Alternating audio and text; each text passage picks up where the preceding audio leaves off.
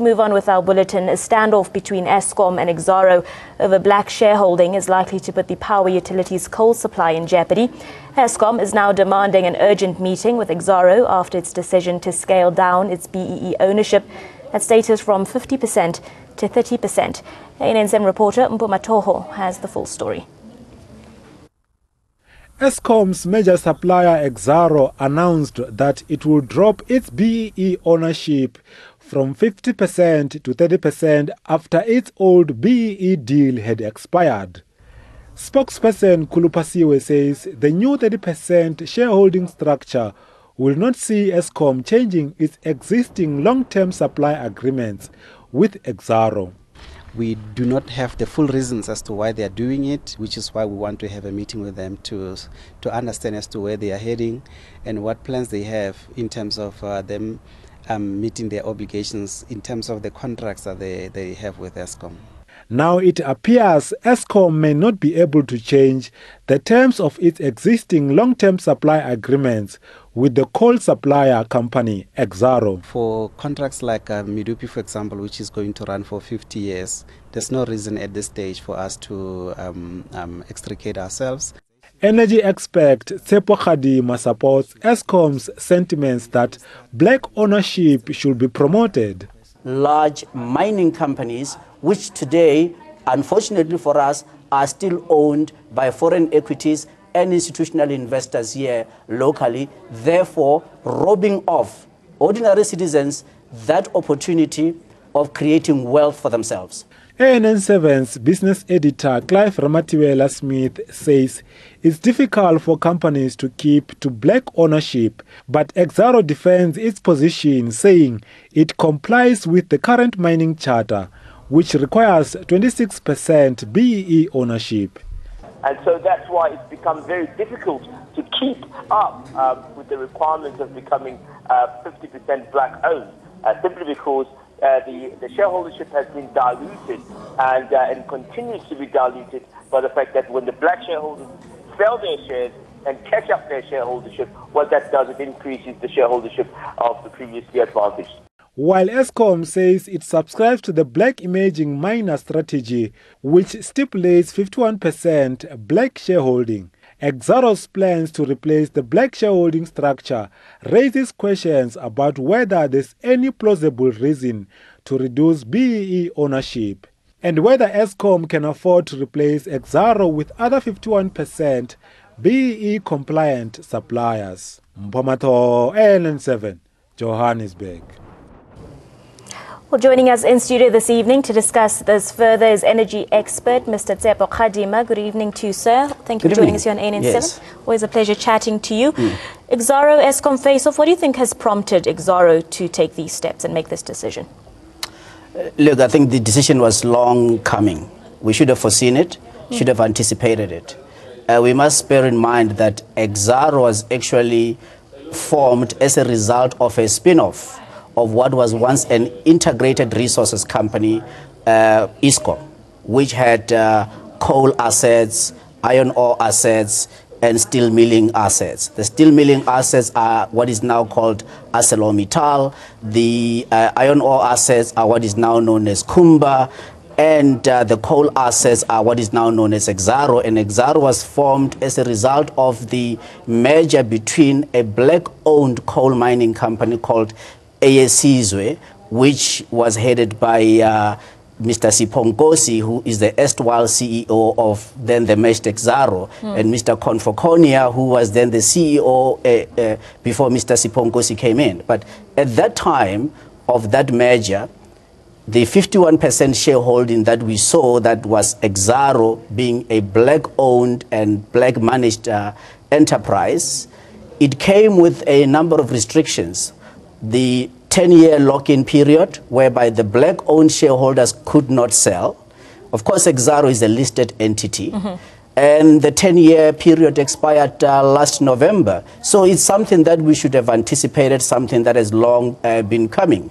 The issue then became that, well, who actually responded slowly in terms of ensuring that there is an acceptable black ownership going forward, and how would that be funded? Because we know that most of the black shareholding schemes, particularly in capital-intensive industries such as mining, they are debt-funded, either through what is called vendor financing, whereby the actual enterprise then funds the BEE shareholders through dividend flow over a period of time, or the bank will then step in and finance those BEE shareholders. That, in my opinion, is a model that has not been effective, is not an appropriate share ownership model, particularly for the marginalized majority of black people in South Africa, because it has had unintended consequences. For example, we talk about the usual suspects, very few people that are the ones that come into the mining deals or in most of these BEE deals,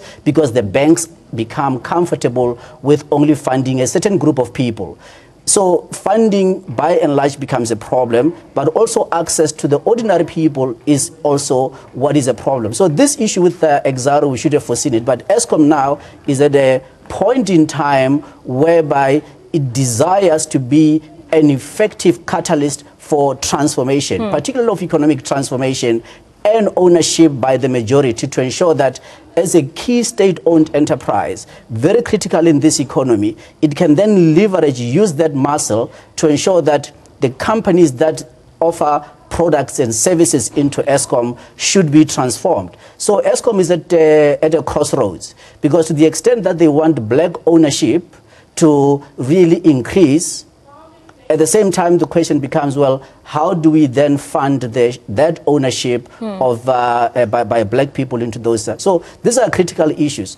Between now and 2018, when Eskom will be renegotiating most of its supply agreements, this for me remains one of the key risk factors for Eskom, in that it requires certainty of supply in terms of coal for its 13 or so fleet of coal-fired power stations, whereas at the same time, it desires to ensure that it can really drive that transformation agenda, which we so much need in this country, and it's going to be very interesting. But my own view is that will the real entrepreneurs seize the opportunity, seize the day, to be able to see how they can mobilize capital to acquire a lot of assets. What I've seen in Exxaro is that over the last 10 years, particularly in the last 3 years, there's been a great deal of destruction of value. So when this BEE share ownership was unwound last year, there had already been a loss in the share price of Exxaro in the order of, I think, just over 70 rand. So there's a lot of value that had been destroyed in the interim, and that can solely be attributed to the requirement by government, by and large, which says that black shareholding must be ring-fenced and must be subject to a lock-in period. And the lock-in periods certainly do not work, do not create as much value as would have been desired. And the so-called, well, we don't want enrichment, we want a broad-based share ownership. I think by and large, I mean, most of the things I've had the politicians speak, I don't think that they really have thought through the impact and the repercussions that come from debt-funded share ownership, which in many instances the intended beneficiaries being the black people.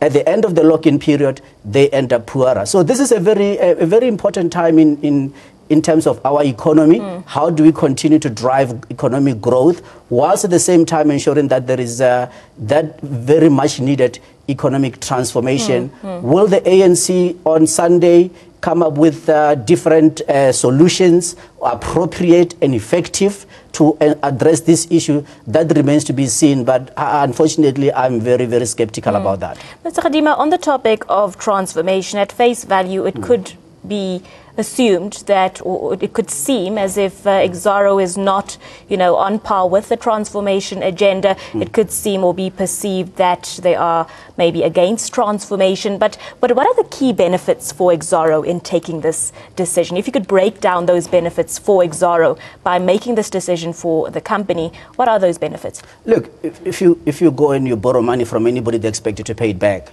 If you do any share ownership whereby it is debt funded, those that are providing the funding expect to be paid back within a period, and that is to be expected.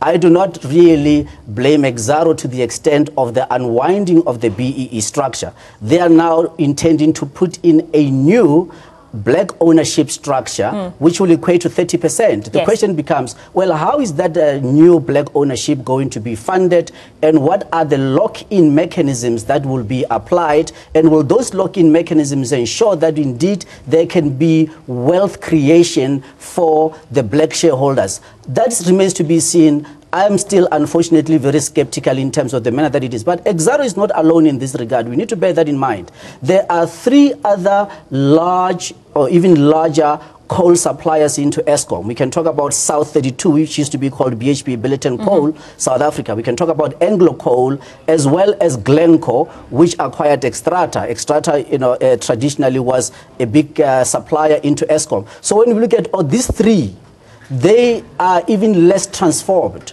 So to the extent that we frown upon the reduction in share ownership from 51% to 30%, these other 3, we haven't even demanded of them to come up with tangible measures and mechanisms on how are they going to address increased share ownership in those companies that to date it is not sustainable, and it cannot be morally correct and sustainable that they maintain their shareholding below 10% as they currently are doing. And those are the decisions that I believe need to be taken very decisively. Those are the challenges that Eskom will be having to address as it's tried to now enter into long-term supply agreements from between now and 2018, when they'll be signing new agreements, that when they sign those supply agreements, they must sign with companies that are transformed. But at the same time, this provides a very unique opportunity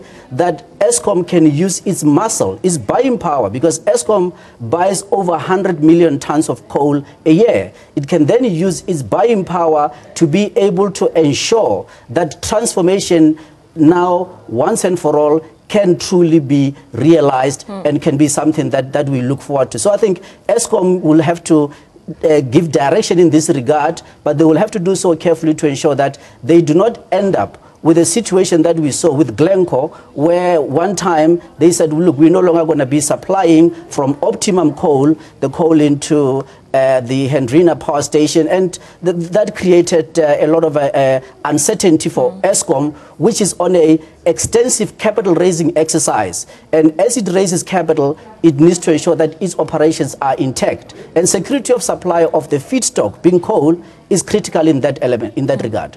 Just lastly, Mr. Khadima, with regards to Eskom, what options do they have before them now?